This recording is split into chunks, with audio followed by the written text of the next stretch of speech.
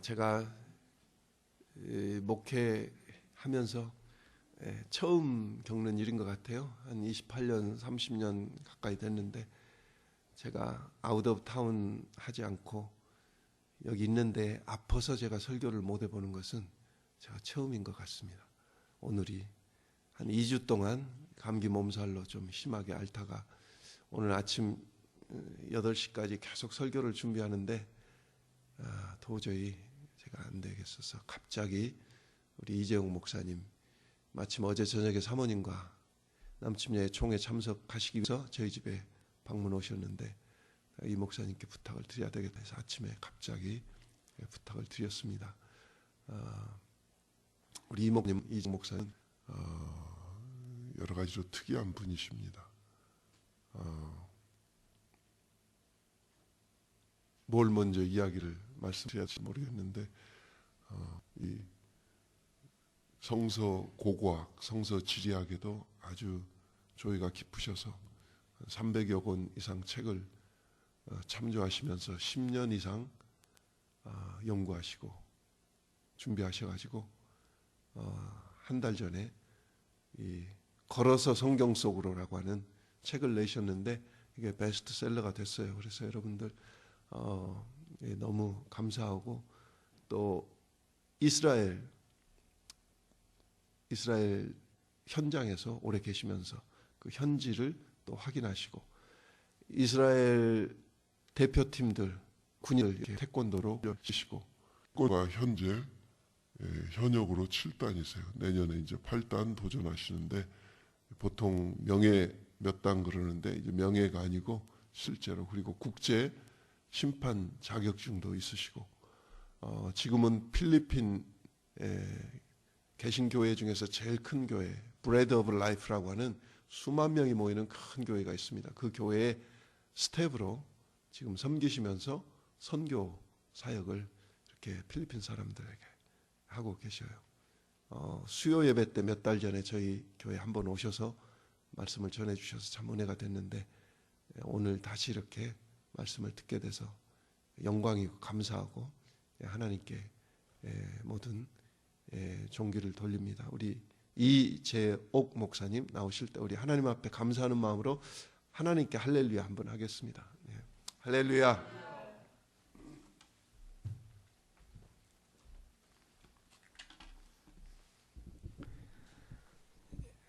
키가 좀 이렇게 차이가 있어서 제가 지금 내리겠습니다. 목사님하고 같이 걸었다 보면 제가 초라해 보여요. 키 큰 분하고는 절대 같이 다니지 말아야 되겠다는 생각을 또 갖습니다. 목사님은 제가 평소에 너무 존경하신 분이고 참 오래전부터 이렇게 교제하는데 늘 아껴주셔서 오늘 이렇게 귀한 강대상을 또 이렇게 내주시고 선교할 수 있는 기회를 주신 하나님께 정말 감사를 드립니다. 10년 전에 강대상을 내려놨습니다. 24살, 6살 때부터 개척을 해서 목회를 하다가 10년 전에 필리핀 선교사로 가면서 이 강대상을 내려놨는데 얼마나 후회를 했는지 몰라요. 강대상은 함부로 내려놓는 게 아니더라고요. 10년 동안 강대상에 못 올라왔어요. 근데 이렇게 기회를 주셔서 오늘 이렇게 아까 기도 속에도 그런 말씀을 또 해주셔서 그 강대상이라는 개념은 저에게 굉장히 특이하게 다가옵니다. 이런 기회를 주신 우리 성도님들, 목사님 또 하나님께 진심으로 감사를 드리면서 본문에 있는 말씀을 중심으로 한번 은혜를 나누고자 합니다. 오늘 말씀의 제목이 고백인데 우리에게 제일 아름다운 고백이 있어요. 살아가면서 정말 멋진 고백이 하나 있죠. 결혼할 때 보통 남자들이 여성에게 결혼해 주세요. 최고 멋있는 고백이라고 생각합니다. 그래서 그 고백을 받아들이면 결혼에 성공해서 이렇게 가정을 꾸미시고 아름다운 자녀를 낳으면서 가정을 이렇게 꾸며 나가시는데 우리가 이 땅에 살면서 영적으로 가장 아름다운 고백은 뭘까? 또 누가 했을까라고 생각해 보니까 바로 예수님의 제자 베드로가 이렇게 주님 앞에서 아름다운 고백을 했다는 것을 우리는 알 수 있습니다. 이 고백을 누구에게 하느냐, 어떤 고백을 하느냐에 따라서 우리 인생이 좌우될 수 있습니다. 그래서 아까 분위기하고 좀 많이 다릅니다. 이렇게 아까 일부 예배 때 5분밖에 안 계셨는데 아멘이 5명이 나오더라고요. 오늘은 이 자리에는 지금 5배보다 한 4배, 5배가 많은데 아멘 소리가 안 들리니까 좀 설교하기가 좀 어렵네요. 주일날 아주 정말 멋있는 주일날 교육이 너무 잘 됐다는 생각이 들어요. 첫날 시작하는 첫날 이 맞죠? 주일날 우리 푹 쉬고 월요일날 시작하는 게 아니라 오늘이 첫날이죠. 그래서 기도 속에 찬양 속에 그러한 뉘앙스를 받으면서 이 교회는 참 교육이 잘 돼 있는 교회구나 라는 사실을 느낍니다. 오늘 본문에 있는 말씀을 잘 보시면은 13절에 예수님께서 가이사랴 빌립보 지방에 이르러 제자들에게 물어 가라사대 사람들이 인자를 누구라 하느냐 이런 말씀을 했어요. 가이사랴 빌립보라고 하는 지방이 어디인가 하면 지금 이스라엘의 최북단에 가 있습니다. 지형은 바뀌지가 않죠. 세월이 흘러도 최북단에 있다 보니까 거기는 고대로부터 지금까지 군사적 요충지로다가 자리를 잡았습니다. 십자군 시대 때도 그랬고 로마 시대 때도 그랬고 그리스 시대 때도 이 북쪽은 바로 이스라엘에 들어온 첫 관문이기 때문에 경계가 심했고 군인들이 많이 주둔하면서 아주 굳건한 요새로서 자리를 잡고 있었습니다. 예수님 시대는 이미 그릭을 지나서 로마인들이 여기를 자리 잡고 있었기 때문에 역시 여기는 어느 지역 못지않게 굳건한 군사적 요충지로서 자리를 잡았고 네로 황제를 이어서 황제가 된 베스파니아시아라고 하는 그 황제도 바로 이곳에서 휴식을 취하면서 많은 사색을 했고 특별히 그 아버지의 뒤를 이어서 70년도에 AD 70년도 이후에 티도스라고 하는 아들은 바로 이곳에서 많은 사색을 하면서 유대인들을 많이 학살하기도 하고 많은 아이디어를 구했던 곳이기도 합니다. 근데 예수님께서 태어나시고 사역하실 당시에 예수님이 주전 6년에 태어나셨다라고 한다면 학자들마다 8년이다, 6년이다, 4년이다는 학설은 조금씩 다르지만 우리가 일반적으로 주전 6년에 태어나셨다고 한다면은 예수님이 사역할 당시에 이곳은 로마인들이 크게 주둔을 하고 있었어요. 로마인들은 이미 주전 63년경부터 이스라엘을 점령하기 시작했었습니다. 그러니까 예수님이 탄생할 때 이미 로마화가 돼 있었어요. 모든 국토가 로마인에서 다스려졌고 모든 법이 로마인에서 이루어지고 있었습니다. 그전에는 물론 그릭 사람들이 여기를 지배하고 있었죠. 그래서 유일하게 갈릴리 지방에는 돼지들이 있었습니다. 유대인들은 돼지고기를 절대 먹지 않습니다.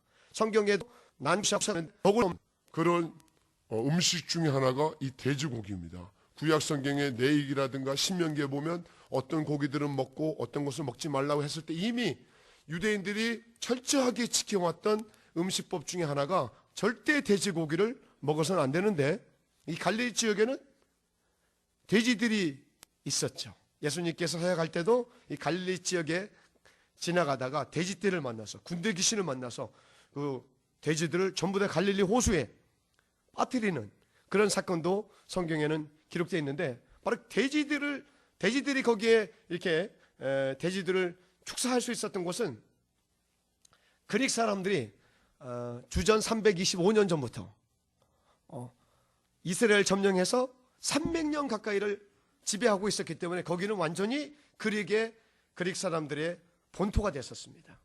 그렇기 때문에 그릭 사람들은 이 돼지고기를 좋아했고 그 많은 돼지들을 이렇게 방목을 했었죠. 그러다 보니까는 이스라엘에서 전례 없었던 돼지들이 거기에 있었고 그리고 그릭 사람들은 이 지방을 특히 북쪽 지방을 좋아했기 때문에 특히 이곳에 자기네 큰 신전을 만들어 놓고 우상들을 숭배하고 있었습니다. 그 신전이 얼마나 컸냐면 이스라엘 땅은 알다시피 이 캘리포니아의 18분의 1밖에 되지 않습니다. 남한으로 따지면 4분의 1밖에 되지 않습니다. 상당히 적은 나라인데 이 북쪽 지역에 여리고성이 10에이커였다면 이 가이사랴 빌립보는 200에이커의 마을을 형성해서 도시를 형성해서 신전을 만들어놨는데 그 신전이 얼마나 컸냐면 요세푸스의 말에 따르면 그 신전이 이루 말할 수 없이 커서 제우스 신전, 그 다음에 그 판신하고 하는 양신, 염소신, 그 다음에 그 제우스 신을 비롯해서 더 나아가서는 그 아우구스투스 신전까지 신전의 본토였어요. 이스라엘 최북단에 그에게 신전을 세워놓고 모든 사람들이 거기에다가 우상을 섬기게 하고 또 로마인들이 거기를 점령했을 때도 마찬가지로 헤롯은 거기다가 신전을 만들어 놓고 황제에게 잘 보이기 위해서 우상을 섬기게 만들었습니다.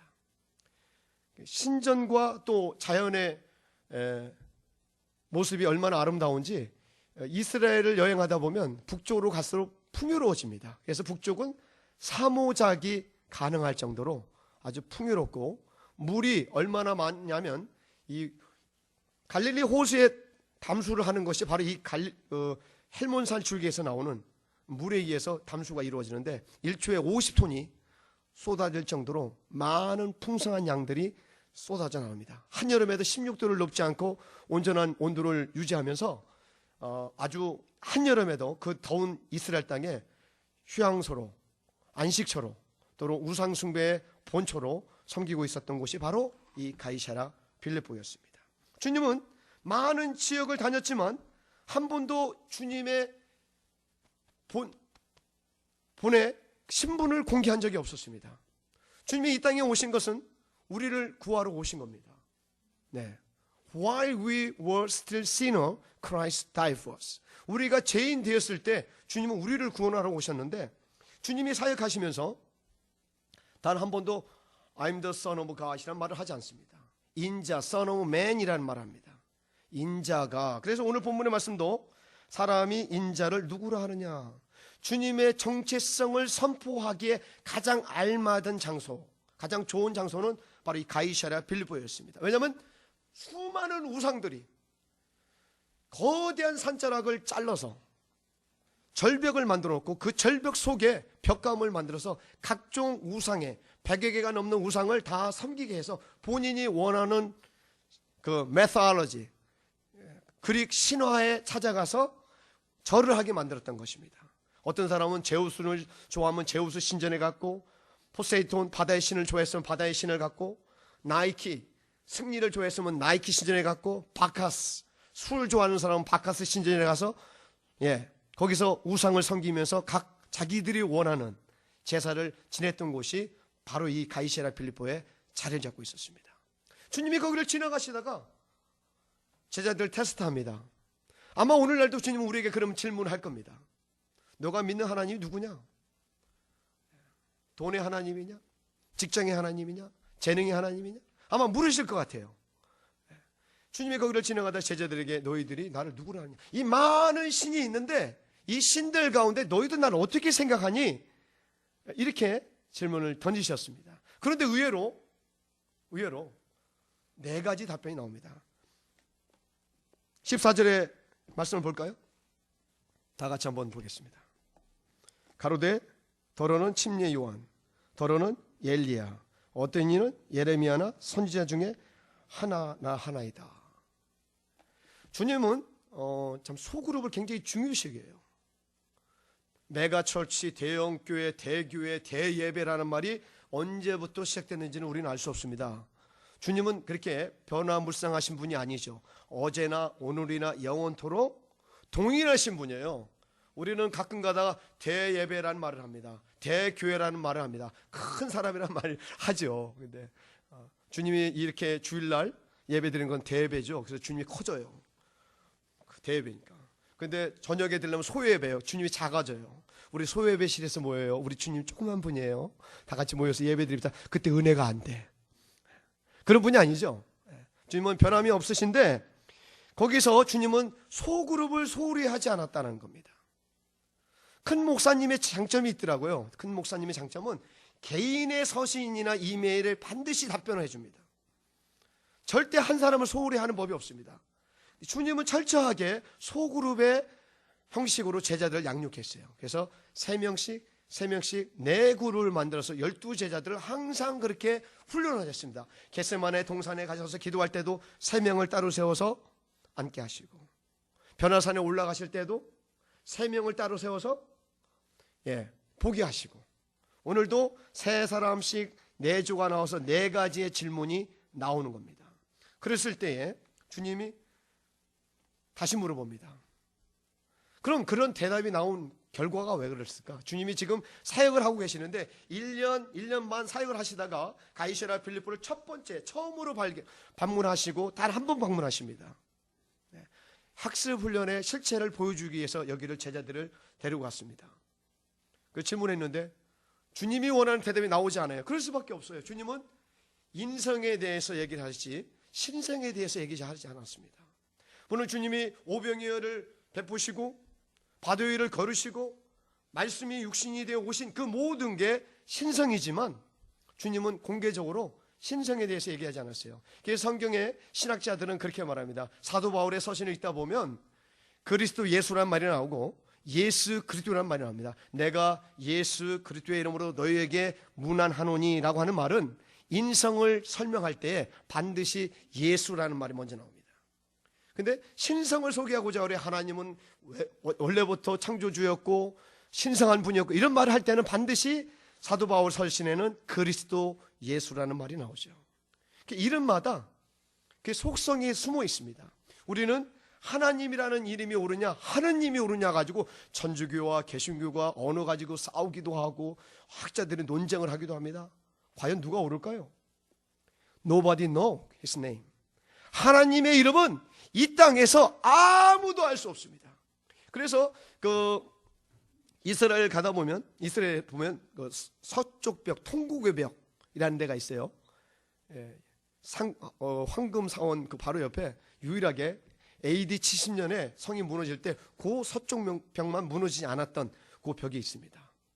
그 안에 들어가면 야훼 해당이 있어요. 세상에서 제일 큰 야훼 해당이 있는데 모든 유대인들의 큰 절기나 행사는 그 서쪽 벽, 통곡의 벽에서 이렇게 행사를 합니다. 그 안에 들어가면 거대한 액자가 그 벽에 걸려져 있습니다. 저게 뭘 거라고 그 랍비 또는 거기 억토덕스라고 하는 유대인들에게 물어봤어요. 야, what is that? 그랬더니 It's God's name. 보니까요 100개가 넘어요. 하나님의 이름이 100개가 넘어요. 어디서 왔는가 했더니 이 학자들이 성경을 기록하는 학자들이 1947년에 쿰랍이라는 곳에서 이 사해사본을 발견했는데 그 학자들이 하나님의 이름을 이렇게 기록할 때에 여호와, 야훼, 엘샤다이, 옐로힘 이런 많은 이름이 나올 때마다 글을 옮겨뒀다가 필사본을 하다가 그 이름이 나오면 붓을 내려놓고 손을 씻고 목욕제배를 한 다음에 가지고 와서 하나님의 이름은 나는 뭐라고 옮겨야 될까 해서 본인만이 아는 암호를 적은 거예요. 그러니 역사적으로 내려오면서 하나님의 이름을 알 수가 있나요? 그러다 보니까 하나님의 이름은 100가지 이상, 수만 가지 이상 내려오고 있는 겁니다. 그래서 우리나라 사람은 하나님이라고 그러죠. 미국 사람은 하나님을 뭐라고 부르죠? God이랍니다. God. 영어가 재밌는 게 있어요. God이 대문자로 쓰느냐 소문자로 쓰느냐에 따라서 하나님이냐 잡신이가 바뀝니다. 아시잖아요? 그래서 중요한 것은 고유명사로 써야 되는데 God이라고 G를 대문자로 써야지. 만약에 여러분들이 자녀들에게 편지를 쓸 때 우리 하나님이라고 영어 좀 한다고 조금 하나님의 소문자로 갔으면 아들은 엄마가 믿는 다신교 중에 하나구나 이렇게 생각할 거예요. 틀림없습니다. 그래서 미국 사람들은 하나님을 쓸 때 반드시 하나님은 대문자 가시고 다시는 소문자 갓으로 S가 붙어요. 신들, 갓. 그래서 분별해놨죠. 지혜로워요, 미국 조상님들이. 그래서 하나님의 이름은 미국 사람들은 갓이라고 하지만 더 로라고도 하지만 유일하게 한국 사람은 하나님을 하나님. 어떤 사람은 왜 하나의 님을 붙이느냐? 하나라는 숫자에 이렇게 존칭을 쓰는 건 원치 않다. 그럼 두 개도 두 님이라고 해야 되지 않겠니? 그렇게 논쟁을 하고 있지만 그거 가지고 우리 싸울 필요는 없어요. 하나님은 어느 한 사람에 의해서 존재할 수 없는 스스로 계신 분이고 만물을 창조하신 분이고 아멘 한 분 딱 나오시네요. 만물을 창조하신 분이고 이 땅에 우리를 구원하러 오신 분이십니다. 그 신성을 선포하기 위해서 가이사랴 필리포를 지금 오신 거예요. 그런데 답이 엉뚱하게 나와요. 답이 저 선생님 어떤 사람은 랍비요, 그죠? 친구요 나오잖아요. 그러니까 구약에는 엘샤다이, 엘로힘이 나오다가 신약에 이름이 바뀌는데 더러는 침례 요한입니다. 예수님이 보니까 침례 받으시고 말이죠. 좀 비슷해요. 연대도 비슷해요. 그죠? 6개월 차이밖에 안 나요. 집안이에요 보니까. 침례 요한이에요. 침례 요한 죽었는데 다시 부활하신 거예요. 그렇게 나왔죠. 어떤 사람은 엘리야 같아요. 엘리야. 엘리야의 그 구약의 그 840명의 우상들을 다 죽이시고 말이 하는 것처럼 예수님은 그 말씀이 파워가 있고 책망하는 게 무서워요. 성전에 가서 막 성전을 이렇게 뒤집을 때 엘리야 같아요. 그런 답이 나올 수밖에 없었어요. 신성에 대해서 선포하지 않았기 때문에. 그러나 주님은 신성에 대해서 선포하시려고 이 자리를 왔는데 베드로가 갑자기 튀어나와서 말합니다. 그렇다면 17절에 예수께서 대답하여 가라사대 바요나, 자 15절에 다 같이 한번 읽죠. 시몬 베드로가 대답하여 가로되 주는 그리스도시요 살아계신 하나님의 아들이시나이다. 다시 한번 해봅시다. 주는 그리스도시요, You are the God, You are the Son of God, You are the living God. 당신이야말로 하나님의 아들입니다. 하나님의 아들입니다. 이 놀라운 고백을 단 한 번 했어요. 가이사랴 빌립보가 성경에 단 한 번 나오는데 단 한 번의 질문에 베드로는 그 정답을 마치고 말았습니다. 베드로는 정말로 변화무쌍한 사람이었어요. 믿을 수 없는 존재였어요. 자기에게 사명을 부여해도 감당할 수 없는 조그만 신앙을 가지고 있는 사람이었어요. 그는 부자였고 능력 있고 지도력이 뛰어났고 잘 살았어요. 그러나 그의 영적인 자세는 거듭나지 않은 상태에 있었어요. 아주 옹졸했어요.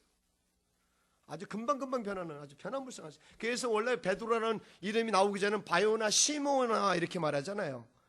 그건 뭐냐면 너는 진흙이야라는 뜻이에요. 진흙이 이 변화무쌍하잖아요. 내가 원하는 형상을 만들 수 있잖아요. 굽기 전에는. 진흙은 참 이렇게 변화가, 어릴 때 우리가 진흙 가지고 많은 걸 만들었지만, 그래서 원래 타고난 이름은 아주 변덕적이었어요. 어선도 가지고 있었고 장모님도 모시고 리더력도 있고 통솔력도 있지만 동생보다 못했어요. 안드레는 메시아를 만나가지고 예수님의 말씀을 듣고 그냥 밤새도록 듣고, 야 내가 메시아를 만났구나 단번에 알아봤는데, 베드로는 예수님을 누가복음 4장에 만났는데도 불구하고 그물을 깊은 데 던지라고 해도 불구하고 나는 죄인으로서 안 따라가요. 안드레보다도 못했지만 베드로는 결정적인 순간을 놓치지 않은 사람이에요. 결정적인 순간. 아브라함이 왜 인류의 조상이 됐을까? 아브라함은 정말 믿음이 없는 분이에요. 잘 보세요, 성경을. 믿음의 조상이 되기까지 훈련의 연속이었기 때문에 위대한 믿음이 사람이 된 거지, 하루아침에 된 분이 아닙니다. 최초의 인신매매는 어디에 있었어요? 아브라함에 있었어요. 자기 천을 팔아먹었어요. 그것도 한 번도 아니고 두 번이나. 뭐 때문에? 돈 때문에. 아주 아브라함 믿음 없어요. 10년 동안 아브라함 하나님 안 찾아요. 10년 동안 하나님이 나타나요. 하도 안 찾으니까. 아브라함아, 하나님이 찾아오셔. 아브라함이 제단을 안 쌉니다. 자기가 자녀가 없어가지고. 그래서 마지막 테스트가 뭔지 아세요? 마지막 테스트. 안 되겠다. 너가 열방의 조상이 될 거냐, 아니면 인류 속에 네 이름이 사라질 건가? 내가 너에게 마지막 테스트를 해야겠다 한 것이 이삭의 제단이었습니다. 거기서 통과하니까. 우리 기독교가 이렇게 은혜의 신앙이요, 용서의 신앙을 많이 합니다. 그런데 란세스가 있어요. 굉장히 아이러니컬한 게 있습니다. 교회에 다니는 사람 치고 원수 없는 사람이 없고, 그냥 원수만 만나면 막 그냥 교회를 떠나버리고 막 믿음을 떠나고, 저 사람은 나 꼴 보기 싫어서 교회 도저히 갈 수 없어, 막 이런 사람들이 너무 많아요. 제가 만나고 있는 사람들이 거의 그런 사람이에요. 왜? 한국 목회를 안 하고 필리핀 교회에서 10년 동안 있다 보니까 내가 필리핀 사람인 줄 알아요. 필리핀 사람인 줄 알아요. 제가 따갈로를 좀 하거든요. 그리고 옷도 좀 이렇게 필리핀 사람처럼 입고 다니고, 얼굴도 잠깐만 짭짭해가지고, 한참 있다가 제가 필리핀 아농빵알라모 쌍까나 까뜨라 막 그러면, 아유 필리핀어가? Yes I am. No is kidding 비롤랑 막 이렇게 농담을 하는데, 필리핀 사람인지 알고 모든 말을 다 해요. 저 필리핀 선교사입니다. 아 여기 안 사는군요. 제가 말이죠, 교회 다니다 창문 틀을 갖다가 너무 더러워가지고 이거를 10만 불 들여가지고 다 고쳐가지고 그냥 크리스탈로 다 바꿔가지고 했는데, 어느 날 갑자기 말이죠, 시험이 왔어요. 목사님이 말이죠, 그 10만 불도 부족하다가 20만 불 하는데 그게 말이나 되는 거예요? 떠났어요. 안 다녀요. 한두 사람이 아니더라고. 한두 사람이 아니에요. 그러나 주님이 그렇게 해서 용서 안 하겠어요? 그때서 구원 안 시켜주겠습니까? 구원 받는 거거든요. 그래도 예수를, 성령을 거역하지 않으면 구원 받는데, 우리는 정말 원수 너무 많아요. 옆에 계시면 혹시 보세요. 혹시 부부간에도 원수가 있는가? 원수인데 마지 못해서 그냥 진짜 천국에 가서는 내가 당신을 안 만나고 여기서 그냥 참고 계시는 건지, 원수 너무 많아요. 교회 안에 원수가 너무 많더라고요. 그래서 한번 생각해 봤어요. 아, 우리는 원수가 있을 수밖에 없구나. 왜? 이 세상에 죄인의 종류가 두 가지가 있더라고요. 하나는 도덕과 윤리적으로 죄를 지는 사람이 교도소에 사는 사람들이 있어요. 그 사람들은 한결같이 그래요. 나 재수 없어서 잡혀왔대요. 더 많이 도둑질하고 더 많이 할 수 있는데, 재수 없어서 와가지고 내가 여기서 죄를 씻고 나가면 또 도둑질 하든지 사사람이 되든지, 교도소 안에서 죄인들이 삽니다. 두 번째 죄인들이 산 데가 있어요. 어딜까요? 교회예요. 근데 교회에서 있는 분들은 다 본인이 죄인이래. 물어보지도 않았어. 어릴 때 엄마 손잡고 교회 좀 다니다가 어느 날 갑자기 하나님 나 죄인이에요. 용서해 주세요. 누가 시켰습니까? 아버지가 연마 너 죄인이야. 하나님 앞에 나올 때 너 죄인으로서 철저하게 네 죄를 고백하고 무릎 꿇고 통통 울면서 죄를 사죄해. 그러지 않으면 너 절대 교회 못 다닌다. 그런 사람이 있었어요? 한 분도 없잖아요. 어린이든 어른이든 한 명도 누가 강제로 당신 죄인입니다, 우리 교회 와서 죄사함 받아야 됩니다 라고 하는 사람은 없었어요. 우리는 본질이 죄인이에요. 우리가 죄인 되었을 때에 그리스도께서 우리의 죄를 이해하여 죽은 거지, 우리가 죄인이 되려고 할 때 죽은 게 아니에요. 주님께서 이 땅에 오신 것은 누가복음 8장 36절에 말씀한 것처럼 It's not the healthy who need a doctor. I'm not the called to righteous man. Sinner repentance. 난 의인을 부르러 온 것이 아니라 죄인을 부르러 왔다고 했어요. 죄인을. 내가 죄인이 아니라고 하면 구원받을 필요 없어요. 여기 있을 필요 없어요. 죄인이기 때문에 왔고, I have been crucified with Christ. 내가 십자가 못 박혀 죽었기 때문에 예수를 믿는 그 순간부터 지금까지 have been BPP 아시잖아요? 현재 완료. 예. 그때부터 지금까지, 과거로부터 지금까지 나는 죄인의 모습을 가지고 성화되는 과정 속에서 점점 성화돼서 그리스도인이 되어지는 것이지. 그러니까 우리는 실수할 수 있고 원수 맺을 수 있고 용서 못할 수 있고 다 할 수 있는데, 왜 그걸 자르고 막 철저하게 그냥 집안이 쪼개지고 가정이 쪼개지고 부자지간이 쪼개지고 부부지간이 쪼개지고. 우리 기독교인들이 그런 것들을 가졌다 할지라도 핵심은 뭐냐? 고백이에요. 한번 주님 앞에 제대로 돌아서는 겁니다. 제대로 서도 하나님 이제 다시는, 두 번 다시는 내가 그런 일을 쓰지 않게, 두 번 다시는 내가 이런 일을 하지 않겠습니다 라고 하는 철저한 고백, 주는 그리스도시요 살아계신 하나님의 아들, 이 말 한마디가 베드로의 모든 인생을 바꾸는겁니다. 그래서 원래는 진흙이었는데 어떻게 바꿉니까? 주님이 감동을 먹었어요. 주님이. 그래서 17절에 예수께서 대답하여 가라사대, 다 같이요? 바요나 시몬아 네가 복이 있도다. 이를 내게 알게 한 이는 혈육이 아니요 하늘에 계신 내 아버지시니라. 또 내가 내게 이르노니 너는 베드로라. 자, 베드로라. 자, 보세요. 주님은 이 환경적인 상황을 잘 활용하십니다. 지나가시다가 드레핀 백합화를 봐라, 겨자씨를 봐라, 이렇게 말씀하신 거예요. 이렇게 지나가시면서. 거기는 지금 뭐가 있다고 그랬어요? 거대한 바위가 쪼개져서 신전을 만들었잖아요. 이 바위는 뭐냐면 스트롱 라암석으로 되어 있었어요. 굉장히 강한 강석회로 되어 있었어요. 이 강석회를 전부 다 사람이 인위적으로 전과 끌로다가 이 산 전체를 200에이커가 되는 그 어마어마한 산자락을 이 그릭 사람들이 쪼개서 신전을 만든 거예요. 그 노동력으로 한번 생각해 보세요. 어마어마한 노동력이었는데 거기서 주님이 말씀합니다. 이 반석 위에 너는 베드로야. 원래 너는 뭐야? 바요나 시몬이야. 진흙이야. 그런데 내가 너를 반석 위에 만들어줄게. 피터, 페트라. 우리 요르단 가면 그 유명한 페트라. 거기서 나온 말이잖아요. 페트라. 너는 단단한 반석 위에 서리라. 보니까요, 이 진흙이 굳어지면 뭐가 되냐면 점토가 돼요. 그래서 이 인류상에 가장 오래된 글씨가 어디서 나왔습니까? 점토에서 나왔잖아요. 이라크, 메소포타미아 지역에서 이락과 이란과 시리아가 고대 문서가 해독되면서 이 인류의 역사가 바뀌기 시작하는데, 그 점토, 세계 문자가 어디서 온 거예요? 흑적토판에서 나온 거예요. 그게 견고하니까 4,000년이 지나도 썩지 않고 그대로 남더라는 거예요. 그래서 이 석회암이라도요, 가장 연약한 암 중에 뭐가 약하냐면 이 석회암에 연석회, 중석회, 강석회가 있는데 이 연석회는 비가 오면요 이게 부식돼요. 그래서 삽으로 파면 이렇게 뚫립니다. 그래서 마태복음 24장 42절에 뭐냐면 Keep watch because you do not know what time your Lord will come. 이런 말을 했죠. 깨어 있어라. 도둑이 언제 올지 몰라. 그 집을 뚫을 것이다. 이런 말을 해요. 암석으로 된 게 어떻게 뚫어요? 석회하면 뚫립니다. 비가 오면 이것이 점점점 부식이 되고 나중에는 그 연약한 부분이 뚫려요. 예. 뚫리는데 놀라운 거는 그렇게 연약한 암석이라 할지라도 불로 처리가 됩니다. 이 지각 변동이 일어날 때 화산이 터지면서 이렇게 열 처리가 되잖아요. 그게 뭐가 되냐면 대리석이 돼요. 대리석은 석회암에서 오는 겁니다. 아름다운 무늬가 그 불무늬가 쫙 들어가면서 무늬가 생기죠. 대리석은 얼마나 단단합니까? 할렐루야. 주님이 바로 베드로, 연약한 베드로, 그 물렁한 베드로, 진흙 같은 베드로를 고백함으로 말미암아 주는 그릇이 하나님의 아들이라는 그 말 한마디가 인생을 좌우할 수 있는 놀라운 축복의 축복을 받습니다. 그러면서 말씀하시기를 내가 뭐라고 합니까?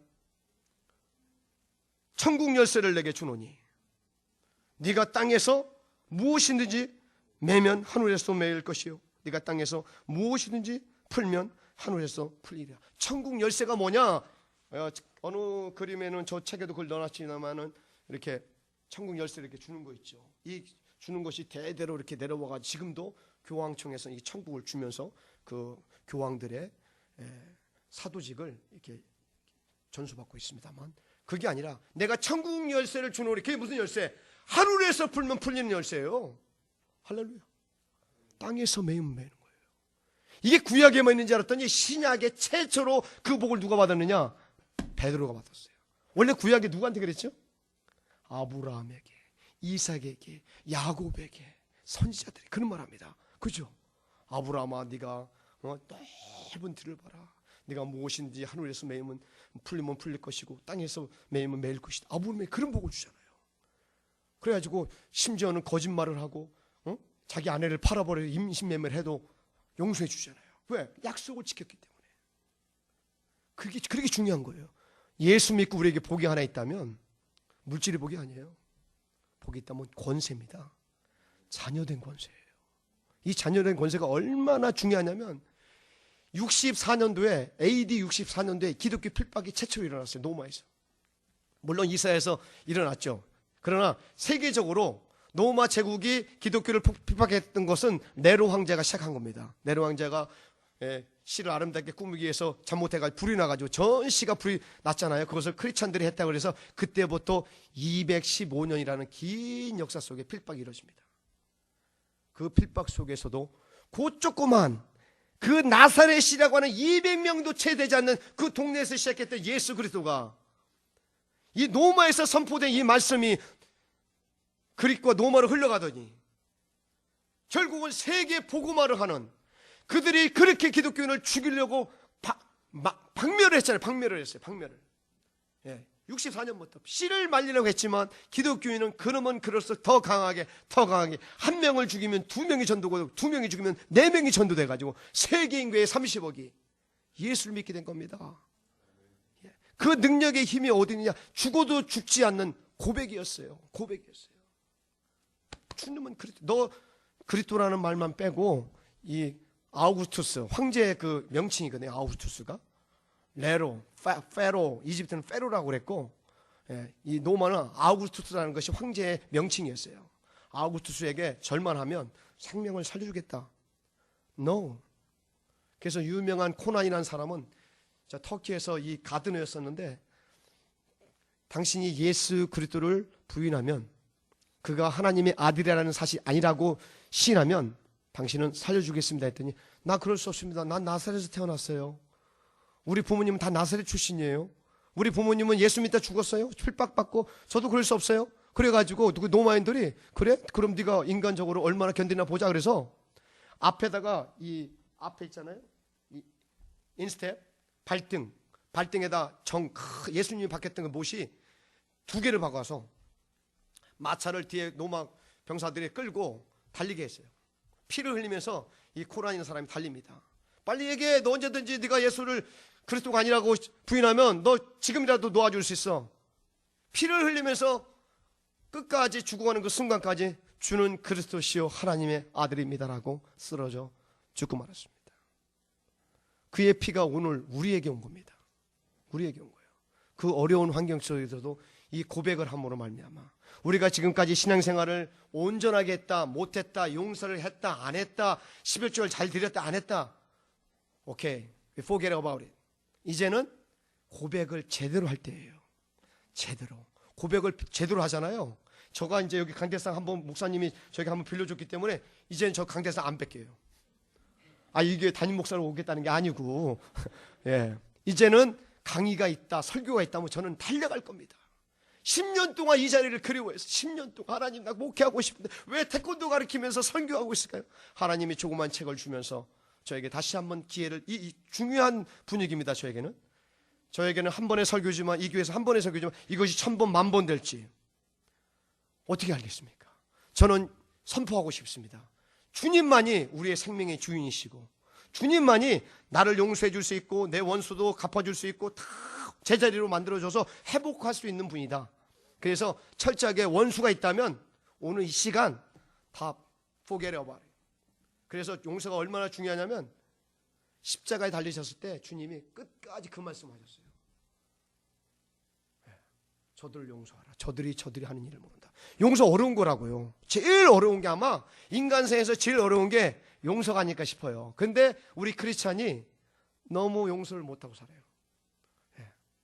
완전히 없어야 되는데 용서를 하는 것처럼 하다가 또 과거를 끄집어내서 그냥 내가 용서해 주려고 했는데 그냥 행위가 괘씸해서 내가 용서를 아무리 해주고 싶어도 못 해준다고 또 끄집어내는, 그게 아니라 우리는 완전하게 completely 끝나야 돼요. 그래서 주는 그리스도시요 살아계신 하나님의 아들이라는 고백을 하는 순간에 우리의 삶이 변합니다. 혹시라도 왜 기독교인으로서 내가 이렇게 좀 안 풀리는 것이 있을까? 이 하늘의 열쇠가 있어서 착착 가는 데마다 만사가 형통되지, 만 가지가. 근데 안 될까라고 하면 뭔가 섞인 거예요. 기름과 물이 섞였든지 어둠과 빛이 섞였든지 죄악과 의가 섞였든지 뭔가 순수하지가 않은 겁니다. 온전한 99.9%의 금이 되지 않은 거예요. 섞여 있는 겁니다. 그래서 막히는 거예요. 그것 때문에 자꾸만 막히는 겁니다. 물을 마실 때 기름이 뜨는 거고 빛이 있는데 어둠이 들어오는 거예요. 그래서 나의 삶과 자녀와 그런 것들이 보이지 않게 막혀 있는 겁니다. 이게 가장 큰 게 뭐냐면 온전한 신앙 고백과 용서하지 못한 데서 와요. 그래서 이번 기회에 이 True Right이라는 아주 아름다운 교회, 정말 진리의 등불이 올바른 신앙 고백을 통해서 전 세계인들에게 확산되기를 주님의 이름으로 축원합니다. 기도하겠습니다. 하나님, 죄인 중에 괴수라고 말한 사도 바울, 우리보다 정말 학자요, 베냐민 지파요, 정말 왕의 후손이요, 정말 부족함이 없는 사도 바울은 먼지요, 티끌이요, 구데기요, 벌레 봐도 못하다고 고백을 합니다.